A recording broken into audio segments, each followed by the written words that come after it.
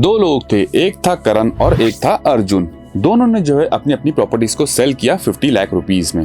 But करण की जो stamp duty value निकल कर आ रही थी वो थी 53 लाख रुपीस और अर्जुन की जो स्टैम्प ड्यूटी वैल्यू निकल कर आ रही थी वो थी 57 लाख रुपीस। अब दोनों ने अपना रिटर्न फाइल कर दिया। रिटर्न फाइल करने के बाद में अर्जुन को कुछ दिनों के बाद इनकम टैक्स से एक नोटिस आता है जिसमें कहा जाता है कि आपने जो आपके रिटर्न में जो वैल्यू शो की थी सेल की वो थी 50 लाख रुपीस, बट आपकी एक्चुअल वैल्यू आनी चाहिए 57 लाख रुपीस। तो आपको जो ये डिफरेंस 7 लाख रुपीस है ना, इसके ऊपर भी इनकम टैक्स देना पड़ेगा। तो अब आप सोच रहे होंगे कि ऐसा क्यों, दोनों ने तो एक ही रेट के ऊपर अपना प्रॉपर्टी को सेल किया, तो दोनों की वैल्यू सेम होनी चाहिए। करण को नोटिस नहीं आई है, अर्जुन को क्यों नोटिस आ गई? तो इसका जवाब मिलेगा आपको section 50C of the income tax act.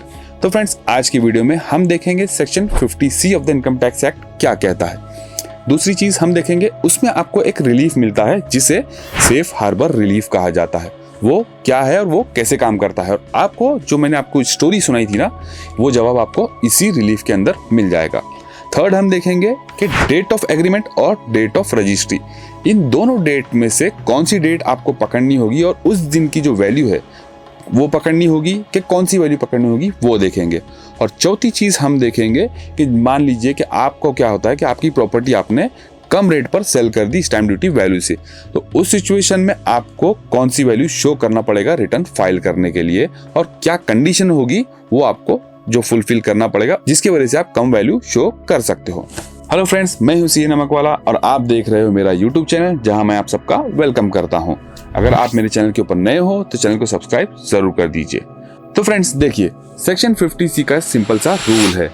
Rule ये है कि आपकी जो एक्चुअल सेल प्राइस है या जो गवर्नमेंट की स्टैम्प ड्यूटी वैल्यू है, इसमें से जो भी हायर होगा, विच एवर इज हायर, वो वैल्यू जो है पकड़ी जाएगी for the purpose of calculation of capital gain. तो इस रूल के हिसाब से अगर आप देखा जाए तो करण की वैल्यू 53 लाख रुपीस होनी चाहिए और अर्जुन की वैल्यू होनी चाहिए 57 लाख रुपीस। बट करण की वैल्यू 50 लाख रुपीस एक्सेप्ट हो गई, अर्जुन की वैल्यू एक्सेप्ट नहीं हुई, उसे आया है नोटिस।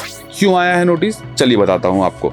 देखिए, जो सेकंड पॉइंट है हमारा वो है 10% का सेफ हार्बर रिलीफ। देखिए, सेक्शन 50C में आपको एक रिलीफ मिलता है। वो क्या है कि अगर आपकी एक्चुअल सेल प्राइस और जो स्टैम्प ड्यूटी वैल्यू है उसमें अगर 10% का गैप होता है तो आपकी जो सेल प्राइस मानी जाएगी वो एक्चुअल सेल प्राइस मानी जाएगी। बट अगर ये गैप 10% से बढ़ता है तो for the purpose of calculation of capital gain आपकी जो स्टैम्प ड्यूटी वैल्यू होगी वो पकड़ी जाएगी। तो देखिए, इस केस में क्या हुआ, करण जो था उसकी स्टैम्प ड्यूटी वैल्यू थी 53 लाख रुपीस, उसकी सेल वैल्यू थी 50 लाख, तो डिफरेंस कितना आया 3 लाख रुपीस का।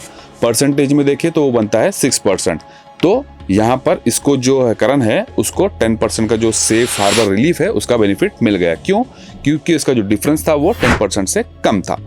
अब अर्जुन की केस में आते हैं, उसका यहाँ पर डिफरेंस कितना है 7 लाख रुपीस का, जो कि परसेंटेज में होता है 14%।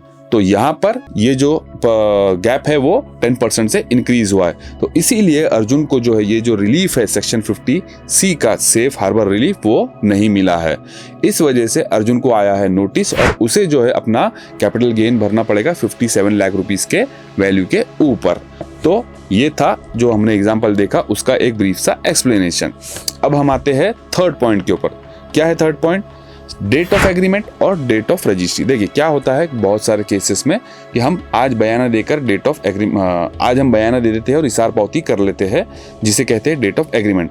आप उस दिन को मान लीजिए कि आपने जो एक्चुअल सेल प्राइस डिक्लेयर किया 60 lakh rupees, stamp duty value है 60 लाख रुपीस, बट आपकी रजिस्ट्री अभी नहीं हुई है। आपकी रजिस्ट्री होती है 6 महीने के बाद। उस टाइम पे अगर मान लीजिए गवर्नमेंट किसी कारण से स्टैम्प ड्यूटी वैल्यू बढ़ा देती है, तो सेक्शन 50C क्या कहता है, एक्चुअल सेल प्राइस और stamp duty value whichever is higher, वो उसके ऊपर आपको टैक्स देना पड़ेगा।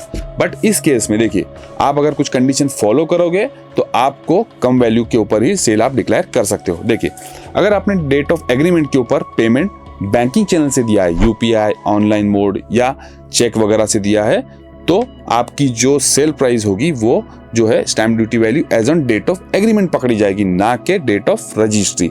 और अगर मान लीजिए आपने जो रिसार पावती की है, एडवांस पेमेंट दिया है, टोकन दिया है, वो कैश में दिया है या अदर देन बैंकिंग चैनल से दिया है, तो जो डेट ऑफ रजिस्ट्री के ऊपर स्टैम्प ड्यूटी वैल्यू होगी, चाहे वो ज्यादा रहो या कम रहो, तो जो ज्यादा वैल्यू रहेगी वो पकड़ी जाएगी। तो ध्यान रहे, जब कभी भी आप डेट ऑफ एग्रीमेंट के ऊपर कोई एग्रीमेंट करोगे तो एडवांस का जो अमाउंट दोगे, जो टोकन अमाउंट दोगे, वो बैंकिंग चैनल से ही देना। नहीं तो आपको आगे जाकर अगर स्टैम्प ड्यूटी वैल्यू बढ़ जाती है तो आपको आपका जो सेल प्राइस है वो ज़्यादा वैल्यू के ऊपर शो करना पड़ेगा। ये थे तीनों पॉइंट। सेक्शन 50C क्या कहता है, रिलीफ क्या कहता है, और डेट ऑफ एग्रीमेंट और डेट ऑफ रजिस्ट्री में से कौन सी डेट की वैल्यू पकड़नी पड़ेगी वो। अब फोर्थ चीज़ देखिए, क्या होता है बहुत सारे केसेस में ऐसा होता है कि जो स्टैम्प ड्यूटी वैल्यू होती है उससे हमारा एक्चुअल सेल प्राइस कम होता है। क्यों? क्योंकि कुछ प्रॉपर्टीज में डिस्प्यूट होते हैं, कोई प्रॉपर्टी जो है टूटी हुई वगैरह होती है, तो उस केस में हमारी जो प्रॉपर्टी बिकती है वो कम रेट से बिकती है, या हम जो है किसी हमारे किसी भी कारण से, प्रैक्टिकल रीजन की वजह से उस एरिया का जो वैल्यूएशन है वो कम आ रहा है, हम जो है उस वजह से कम रेट पर बेच देते हैं। तो अब सेक्शन 50C क्या कहता है, एक्चुअल सेल प्राइस या stamp duty value whichever is higher. तो यहाँ पर मैं आपको एक एग्जांपल देता हूँ। देखिए, मान लीजिए कि आपका जो स्टैम्प ड्यूटी वैल्यू है वो है 1 करोड़ रुपीस। आपने जो आपकी प्रॉपर्टी बेची वो 80 लाख रुपीस पर बेची। तो आप बोलोगे कि मेरी तो एक्चुअल में जो है प्रॉपर्टी 80 लाख रुपीस में बेची है, गवर्नमेंट वैल्यू ज्यादा है, तो उससे मुझे क्या, मैं क्यों उसके ऊपर टैक्स भरूं। तो इस सिचुएशन में आपको क्या करना होगा कि आपको जो है, जो आपका जो इनकम टैक्स ऑफिसर होगा उसको ये कहना होगा कि मेरा केस जो है आप वैल्यूएशन ऑफिसर के पास भेजिए। अब वैल्यूएशन ऑफिसर जो भी रेट देगा वो मार्केट से टैली करेगा कि भाई एक्चुअल में जो एरिया है इस एरिया का मार्केट प्राइस क्या चल रहा है।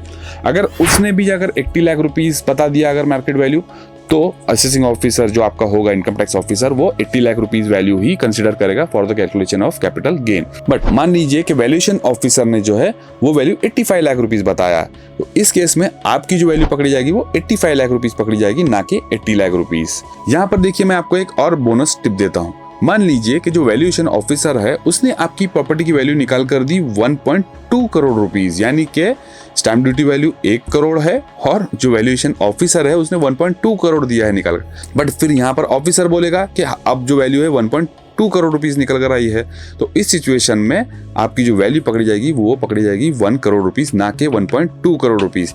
क्योंकि यहाँ पर एक बेसिक सा फंडा है, अगर कोई वैल्यूएशन ऑफिसर के पास आपका केस रिफर किया है, तो अगर वैल्यूएशन ऑफिसर की रेट ज्यादा भी आता है तो उस सिचुएशन में भी स्टैम्प ड्यूटी वैल्यू से ज्यादा की जो है आपकी वैल्यू नहीं कंसीडर की जाएगी for the calculation of capital gain. तो फ्रेंड्स, ये थे 4 पॉइंट जहां पर हमने पूरी की पूरी चीजें समझी कि कौन से सिचुएशन में कौन सा रेट पकड़ा जाएगा अगर आप आपका टैक्स कैलकुलेट करने जा रहे हो तब। चलिए अब हम जो है एक क्विक रिवीजन कर लेते हैं और सिंपल से एक चार्ट के जरिए समझ लेते हैं कि कौन सी सिचुएशन में कौन सी वैल्यू पकड़ी जाएगी।